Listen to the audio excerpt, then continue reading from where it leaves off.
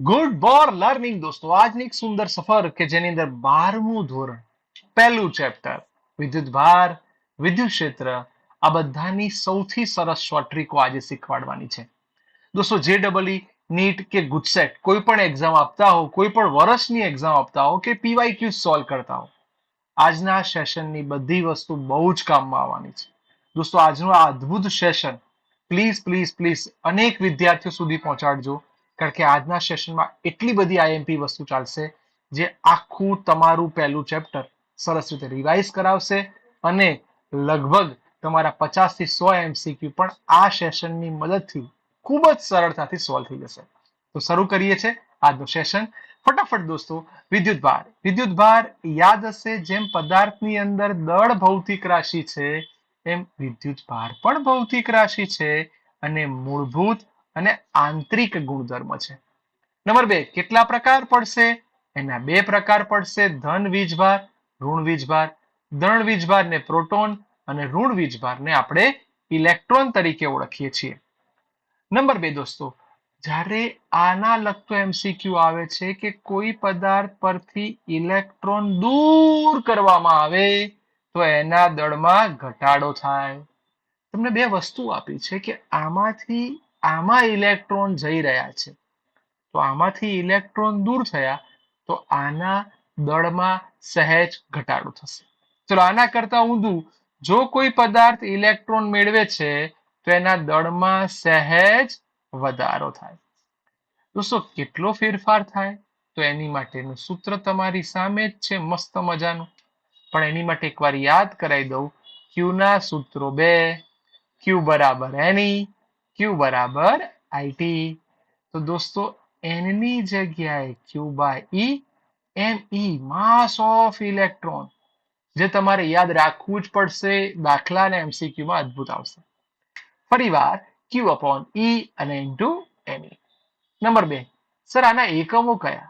તો મોટા ભાગે આનો ફેમસ એકમ છે કુલમ, પણ સીજીએસ એકમ યાદ રાખજો, સ્ટેટ કુલમ અને એબી કુલમ. દોસ્તો સ્ટેટ કુલમ યાદ રાખો, એનો એકમ જોઈ લો, 3 ગુણ્યા 10 ની 9 સ્ટેટ કુલમ. 1 કુલમ કેટલો મોટો એકમ થયો. દોસ્તો આ સિવાય બીજા 2 એકમ તો આ કેમેસ્ટ્રીમાં આવી ગયું છે ફેરાડે. અને આ તમારું કયું સૂત્ર? ક્યુ બરાબર આઈટી. તો આ તમારું એમ્પિયરની વાત થઈ ગઈ અને આ તમારા સમયની વાત થઈ ગઈ કે 1 કલાકમાં કેટલી સેકન્ડ હોય? 3600 સેકન્ડ હોય. વિદ્યુત ભારનો સૌથી નાનો એકમ સ્ટેટ કુલમ અને વિદ્યુત ભારનો સૌથી મોટો એકમ દોસ્તો ફેરાડે. તો આ તમે જોઈ શકો છો વિદ્યુત ભારનો સૌથી મોટો એકમ. તરત નીચે તમને એકમ અને પારિમાણિક સૂત્રો આપ્યા છે. ફટાફટ આપણે એના પારિમાણિક સૂત્ર જોઈ લઈશું. ઈ ની વેલ્યુ બહુ બધી વાર પાકી કરી છે એટલે એમાં ટાઈમ નહીં બગાડો તો પણ ચાલશે. હવે ધીરે ધીરે મસ્ત વસ્તુ ઉપર. સર વિદ્યુત ભાર માટે જો કોઈ વસ્તુ ધન વીજભારિત હોય તો ધન વીજભાર એટલે number of protons is greater than number of electrons. ઋણ વીજભારિત હોય તો number of electrons greater than number of protons. Sir એનો એકમ આવી ગયો. હવે મસ્ત વસ્તુ, સર ક્વોન્ટાઇઝેશન, ક્વોન્ટમ સમીકરણ ક્યુ બરાબર એની અને એનની જગ્યાએ તમે જુઓ એનઝેડ. દોસ્તો ઝેડ એટલે પરમાણુ ક્રમાંક. દોસ્તો યાદ રાખજો, આનો એમસીક્યુ આવે છે ગુજસેટમાં. એન એ એવોગેડ્રો અંક, જેની વેલ્યુ બધાને આવડે જ, અને એમ ઓ તત્વનો અણુભાર અથવા પરમાણુ ભાર. સરસ વસ્તુ આવડી ગઈ. હવે આની અંદર યાદ રાખવા માટે આપણા નરેન્દ્ર મોદી સાહેબ નમો, તો તમારું કામ થઈ ગયું. નમો નરેન્દ્ર મોદી સાહેબ. નેક્સ્ટ, સર વિદ્યુત ભારિત કરવાની રીત કેટલી? આપણે ભણી ગયા કે પ્લાસ્ટિકના માથા ઉપર ઘસીને કાગળની નજીક લઈએ તો કાગળ છોટી જાય. એટલે યાદ રાખવા માટે પહેલી રીત ઘર્ષણની રીત, નંબર 2 સંપર્કની રીત, નંબર 3 પ્રેરણની રીત. સર જ્યારે તમે કોઈ ઘસો છો ત્યારે ધારો કે ગ્લાસ, વૂલ કે એવો કોઈ શબ્દ આવે તો કોઈ ધન વીજભારિત બનતું હોય તો સામે ઋણ વીજભારિત બને. જ્યારે આની અંદર એક બીજો શબ્દ બી ઘણી બધી વાર આવે છે કે સંપર્કની રીત. મારી પાસે દોસ્તો 2 ગોળાઓ આપેલા છે. યાદ રાખવાની, જો એની ત્રિજ્યા કદ બધું સમાન હોય એટલે કે પરિમાણ સરખા હોય તો આની પર 10 કુલમ વીજભાર હોય, આની પર 20 કુલમ વીજભાર હોય તો બંનેનો સરવાળો ભાગ્યા 2. તો નવો વીજભાર Q એટલે બંનેનો સરવાળો ભાગ્યા 2 એટલે કે 30/2 એટલે બંને ઉપર વિદ્યુત ભાર સરખો સરખો વહેંચાઈ જાય.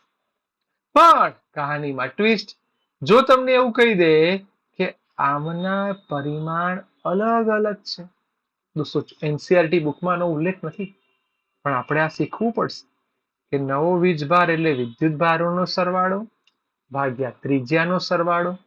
કોની વાત કરો છો? Q1 તો R1. ચલો કોની વાત કરો છો? Q2 તો R2. તો ટેકનિક આવડી ગઈ, વિદ્યુત ભારોનો સરવાળો ભાગ્યા ત્રિજ્યાનો સરવાળો ગુણ્યા જેની ઉપર તમને કે એની ત્રિજ્યા. બોલો મસ્ત છે બેટા. જઈએ એક સરસ પ્રેરણ. પ્રેરણ શબ્દ ડેન્જર છે. પ્રેરણ શબ્દ આવે એટલે આપણે ડાઇલેક્ટ્રિક અચળાંક K ની એન્ટ્રી મારવી પડે. તો નવો વીજભાર Q dash is equal to Q કૌંસમાં 1 - 1/Q. નેક્સ્ટ દોસ્તો, બળ કુલમનો નિયમ આયો આયો ને આયો. કુલમના નિયમનું સૂત્ર ભણી ગયા છે, F is equal to K Q1 Q2 upon R². પણ ચોપડી વાળાને K ગમતો નથી. K ની જગ્યાએ 1/4πε0. પણ આ તો અદિશ રજૂઆત હતી. સદિશમાં જો 1 2 તો અહીંયા બી 1 2 તો અહીંયા 1 2.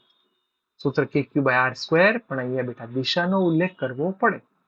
જ્યારે હવે આની અંદર વધારે ટ્વિસ્ટ. આ તો હવામાં હતું, પણ જ્યારે એને પાણી, કાચ કે એવા કોઈ માધ્યમમાં નાખવામાં આવે તો યાદ રાખજો એનો ડાઇલેક્ટ્રિક અચળાંક કોણ છે? કે. તો બળમાં બી કે વડે ભગાય. ઈ વિદ્યુત ક્ષેત્રમાં પણ કે વડે ભગાય. વી વિદ્યુત સ્થિતિમાનમાં પણ કે વડે ભગાય. તો સર શું કહેવા માંગો છો એ કહી દો. તો યાદ રાખો સી ડેશ બરાબર સી કે. ડાઇલેક્ટ્રિક અચળાંક એ કેપેસિટન્સમાં ગુણાય, બાકી બધામાં ભગાય. બળમાં ભગાય, વિદ્યુત ક્ષેત્રમાં ભગાય, વિદ્યુત સ્થિતિમાનમાં ભગાય. તો માત્ર ને માત્ર જ્યારે કેપેસિટન્સ આપ્યું હોય દોસ્તો એમાં ગુણાય. નેક્સ્ટ, જો કોઈ પદાર્થને અંશતઃ ડાઇલેક્ટ્રિક માધ્યમમાં ડુબાડવામાં આવે કે જેની જાડાઈ T હોય. બોલો કેટલી સરસ વેરાયટીઓ તમે જોઈ રહ્યા છો. તો દોસ્તો કુલ અંતર માઇનસ જાડાઈ પ્લસ જાડાઈ અને રૂટ કે. બોલો કુલ અંતર માઇનસ જાડાઈ પ્લસ જાડાઈ ઇન્ટુ રૂટ કે નો હોલ સ્ક્વેર. કારણ કે આપણે ભણી ગયા છે F ચલે છે Q1 Q2 ભાગ્યા અંતરનો સ્ક્વેર. તો સ્ક્વેર આવશે. પણ સાથે ટેકનિક બી જોઈ લો. આવા MCQ આવાના દોસ્તો કે બળ સમાન તો ડાયરેક્ટ જ તમે KR² ની ટેકનિક વાપરો. કોઈ કે સમાન તો FR² ની ટેકનિક વાપરો. R² સમાન તો FK ની શોર્ટ ટ્રીક વાપરો. દોસ્તો આવી શોર્ટ ટ્રીકો વાપરજો, ઘણા બધા MCQ બહુ જલ્દી સોલ્વ થશે. સંપાતીકરણ, જ્યારે બે કે તેથી વધારે વિદ્યુતભારો ભેગા થાય ત્યારની વાત. તો અહીંયા બી સરસ ટેકનિકો દોસ્તો, મજા પડવાની છે. બધી ટેકનિકો બહુ સરસ આવવાની છે. જો બળ શૂન્ય હોય તો Q ભાગ્યા, અહીં યાદ રાખજો Q ચલે છે 1/R². પણ યાદ રાખવાનું 1 હોય તો અહીંયા 2 આવે. એટલે કે પહેલાનો વીજભાર લેતા હોઈએ તો બીજાનું અંતર આવે. પણ કેપિટલ Q જોડે લઈએ છે તો ટોટલ અંતર. બોલો ક્લિયર? કોના પર શૂન્ય હતું? Q1 પર. હવે MCQ બદલાઈ ગયો, Q2 પર શૂન્ય. તો દોસ્તો 1 2. બોલો ડન. અને Q નું રિલેશન તો આવડે જ છે. જો એક વસ્તુ શીખો ને તરત બીજી તૈયાર થાય. પણ સાહેબ આપણો ભાઈબંધ વચ્ચે બેઠો છે અને એની ઉપર જ 0 છે તો Q ચલે છે R². બોલી જાઓ, ટેકનિક આવડી ગઈ. જો વચ્ચે કોઈ તમે વિદ્યુત ભાર મૂક્યો હોય, મધ્યમાં કે કોઈ એક જગ્યાએ મૂક્યો હોય અને એની પર બળ તમારે શૂન્ય લખવું હોય તો દોસ્તો તમારું સરસ મજાનું સૂત્ર તૈયાર થઈ ગયું છે. Q ચલે છે R². આ જ રીતે હવેની ટેકનિક જોરદાર છે. જો વિદ્યુત ભાર સજાતીય હોય એટલે કે આ પણ ધન હોય આ પણ ધન હોય અથવા આ પણ ઋણ ને પેલું પણ ઋણ તો x1 શોધવું હોય તો ટોટલ અંતર ભાગ્યા અંડર રૂટ બીજું ભાગ્યા પહેલું. કોણ શોધવાનું હતું? x1. ચલો હવે ઊંધું બોલો. જો તમારે x2 શોધવાનું થાય તો અહીંયા તમારે q1 ભાગ્યા q2. બોલો મજા પડી ગઈ? આ ટેકનિકો યાદ રાખજો, MCQ માં કામમાં આવશે. પણ જો વિજાતીય હોય તો સર ટેકનિક આની આ જ, પણ અહીંયા તમે જુઓ વિજાતીય હતું, વિજાતીય હતું એટલા માટે માઇનસ કર્યું. મજા પડી ગઈ? પ્લીઝ આ બધી વસ્તુના દોસ્તો સ્ક્રીનશોટ લઈ લેજો, આ લખી કાઢજો, આ બધી વસ્તુ કામમાં આવવાની છે. હજી એક વસ્તુ નંબર 6, જો પરિણામી બળ અને કોઈ ખૂણો આપ્યો હોય તો પહેલા પદનો વર્ગ વત્તા બીજા પદનો વર્ગ વત્તા 2 ગુણ્યા પહેલું બીજું cos થીટા. અને દોસ્તો સમતલ કે સમઘન શબ્દ આવે તો સમતલ કે તો √2 અને સમઘન કે તો √3. બોલો મસ્ત. આ બધી ટેકનિકો બહુ જ સરસ છે. આ બધી ટેકનિકના આધારે તમે પોતે જોજો કેટલા બધા MCQ તમે સોલ્વ કરી શકો છો. મજા પડી જાય? નેક્સ્ટ હવે જે આવવાનો છે કે સર આકૃતિ સરખી આપી હોય, જેમ કે આ છે તમારું ત્રિકોણ અને આ છે તમારું ચોરસ, તો ત્રિકોણની અંદર સંતુલન અવસ્થા માટેની શોર્ટ ટ્રીક યાદ રાખી લો. જો ત્રણેય ઉપર વીજભાર સરખા આપ્યા હોય તો માઇનસ q/√3. પણ જો ચોરસ આપ્યું હોય તો છેદમાં 4 કૌંસમાં વિકર્ણ. વિકર્ણ શું થશે? 2√2. આ વિકર્ણની ટેકનિક 2√2 + 1. આ બહુ જ આઈએમપી ટેકનિક હો બેટા. ધારો કે તમને કોઈ સાહેબ રકમ આપી દે કે તમારી પાસે કોઈ વિદ્યુત ભાર છે, એના છેડાનો વિદ્યુત ભાર 10 કુલમ છે અને મધ્ય ઉપર કેટલો વીજભાર હશે તમારે શોધવાનો છે. તો આ બધો દાખલો ગણવા માટે તમારે 1 કલાક બગાડવો પડે. પણ જ્યારે આપણે ટેકનિક જાણતા હોઈએ તો આપણું કામ 1 મિનિટમાં થઈ જાય, કારણ કે આપણે નીટ JEE અને GSET એટલે કે ટાઈમ બચાવવાનો છે. નેક્સ્ટ, જો ઉપરનું બળ અને નીચેનું બળ એવું કઈ શબ્દ આવે છે તો વિદ્યુતીય બળનું સૂત્ર F = QE અને વજન બળનું સૂત્ર mg. દળ ડાયરેક્ટ નથી આપ્યું અને તમને ઘનતાની સ્ટોરીમાં લઈ જાય છે તો આ સૂત્ર વાપરી દો. વિદ્યુત ભાર નથી ડાયરેક્ટ આપ્યો તો કોની? એની. અને આપણું વિદ્યુત સ્થિતિમાન આપ્યું હોય તો વેદ વાળું સૂત્ર આપણને આવડે છે. પણ જો કોઈ વિદ્યુત ભાર વિચલિત થઈ જાય તો વિચલન થાય તો દોસ્તો આ ½ AT². આ હાફ આવી ગયા. એની જગ્યાએ તમે જુઓ, આને તમે વિચારો દોસ્તો F = માં અને F = QE એના કરતા બનાવો QE/m. બસ તમે આ જ ટેકનિક સીધી અહીંયા વાપરી દીધી. ડન. હવે તમને વેગ કે તો વેગમાં AT. જો વેગ આવડ્યો તો વેગમાનમાં જશે, ગતિ ઉર્જામાં જશે. બેટા આ બધી ટેકનિક કેમ શીખવી પડે કે આ બધા MCQ માં આવશે જ. આ યાદ રાખજો. વિદ્યુતભારને વહેંચવા છે તો એક 1 ડાયમેન્શન હોય તો રેખીય વિતરણ. એનું સૂત્ર છે Q = λL. આપણે લેમડાના કરતા બનાવ્યો એટલે આનો એકમ યાદ રાખજો કુલમ્બ/મીટર. Q/L. સર 2 ડાયમેન્શનની વાત કરો છો તો Q = σ/a. એટલે આની ટેકનિક બની ગઈ કુલમ્બ/મીટર². અને 3 ડાયમેન્શનમાં જાઓ છો તો કદ વિતરણ એટલે કે કુલમ્બ/મીટર³. દોસ્તો આ એટલી સરસ શોર્ટ ટ્રિક્સ છે ને કે તમારા દાખલાને MCQ જલ્દી સોલ્વ થશે. હવે વિદ્યુતભાર વહેંચાય તો વિદ્યુત ક્ષેત્ર અને વિદ્યુત સ્થિતિમાન. ચલો આની માટે વિદ્યુત ક્ષેત્રનું સૂત્ર kq/r². અને એક r ઓછો કરી કાઢો એટલે તમારું વિદ્યુત સ્થિતિમાન તૈયાર. પણ હમણાં જ બોલી ગયા સર કહાનીમાં ટ્વિસ્ટ. તમને રેખીય વિતરણ શબ્દ આપી દે તો શું કરવાનું? રેખીય વિતરણ શબ્દ આપેલે વિદ્યુત ભારને સમાન રીતે પાથર્યા છે. તો એની અક્ષ અને લંબ અક્ષ આવું બે આવવાનું. જો એની અક્ષ ઉપર હોય તો કે ક્યુ. હવે અહીંથી આનું અંતર કેટલું છે? એ ભાગ્યા ટોટલ અંતર એટલે એલ પ્લસ એ. પણ જો એને તમે લંબ રૂપે જઈ રહ્યા છો, લંબ રૂપે, તો કે ક્યુ બાય આર. સર અહીંયા ખૂણાની entry sine theta 1 plus sine theta 2. પણ એક્ઝેક્ટ લંબ રૂપે જ હોય અને બંને માટે ખૂણો 90 ડિગ્રી જ લખી દઈએ તો sin 90 એટલે 1 પ્લસ 1 એટલે 2 થાય. પણ જો વિદ્યુત સ્થિતિમાન કે ને તો આ જોઈ લેજો વીરાવ, નહીં આપેલું ક્યાંય. દોસ્તો અહીં સૂત્ર E બરાબર KQ બાય R સ્ક્વેર, એની પરથી ગ્રાફ તૈયાર થઈ ગયો. આમ પરવલય જેવો શેપ બનશે. ત્રીજી વસ્તુ, કદાચ હું તમને વચ્ચે નડતો હોઈશ દોસ્તો, હું ખસી જઉં છું. આ છે વિદ્યુત ભારિત ગોળો, રિંગ. રિંગ એટલે 1 ડાયમેન્શન થયો. ચલો એની માટે તો અગેન કઈ જગ્યાએ વિદ્યુત ક્ષેત્ર શોધવું છે ને એને જોવાનું અને એના આધારે એમસીક્યુ બને. તો એ માટે પોતાની અક્ષ કે છે તો કે ક્યુ. કેટલા અંતરે શોધવું છે? એક્સ, તો એક્સ લખી કાઢ્યું, ભાગ્યા એનું વિકર્ણ. વિકર્ણ બનાવવા જાઓ તો R square plus X square અને એની 1/2 થાય. પણ અહીંયા આપણે ક્યુબ લખીશું એટલે 3/2. નંબર 2, આ બહુ પૂછાય છે. જો તેની અક્ષની જગ્યાએ તમે કોઈ ડિફરન્ટ અંતરે ગયા તો? ચલો એનો ગ્રાફ તમે જોઈ લો બેટા.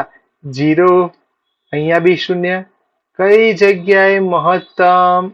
r/√2 પાસે. પૂછી શકે કેન્દ્ર પાસે કેવું છે? 0.